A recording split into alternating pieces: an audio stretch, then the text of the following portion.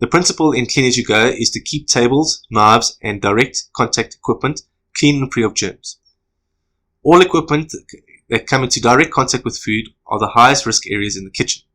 Equipment such as can openers, slicing machines, blenders, shredders, mixers, and food processors are all equipment that must be dismantled, cleaned, and sanitized directly after use.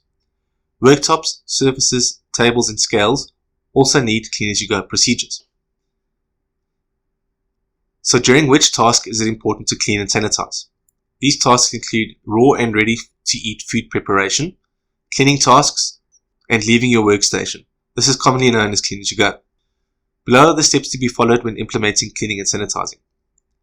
Remove excess dirt or grease, spray on a multi-purpose cleaner, wipe off with a clean material cloth, spray on a sanitizer, allow a sufficient contact time, usually 3 to 5 minutes, and wipe off with paper towel.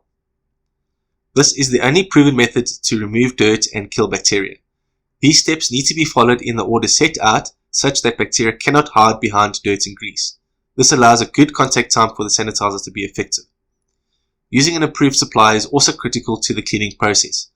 Chemicals, especially sanitizers, need to be registered against your local or international standards. The sanitizer must be correctly diluted, ideally with an automated dispenser, placed in a spray bottle with the nozzles adjusted to emit a fine mist. Chemicals should also be correctly labeled at all times. The best chemical suppliers will also have various chemicals to easily distinguish the different chemicals during the Clean As You Go process. Some suppliers have a 2-in-1 cleaner disinfectant and advocate a one-step cleaning and sanitizing procedure. However, be aware of this, as international best practice dictates a 2-step cleaning and sanitizing process. This would mean spraying the same chemical twice, once for cleaning and again to sanitize. Regardless of the sanitizer used, it is extremely important to physically clean a surface before sanitizing. This ensures that the dirt and grease are removed, as bacteria can hide behind these and discourage the sanitation process. It is also important to remember that the use of a clean material cloth must be used to do the cleaning.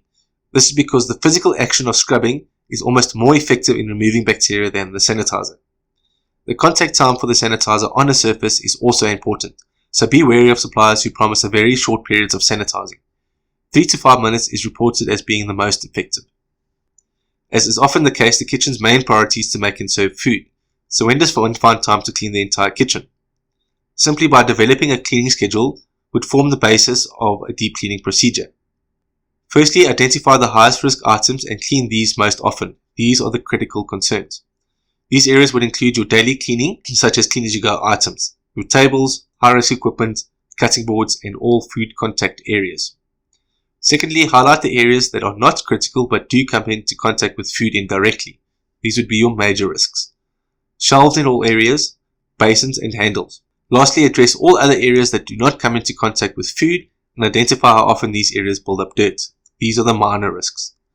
Cooking equipment, floors, walls, table legs and doors. Once these areas have been identified, list all items per section. The cleaning schedule forms the basis for kitchen cleaning in general, but specifically the deep cleaning policy. Running a deep cleaning schedule is the only effective method that ensures all areas in the kitchen are cleaned according to the risks. This also ensures that cleaning takes place in a time and resource efficient manner.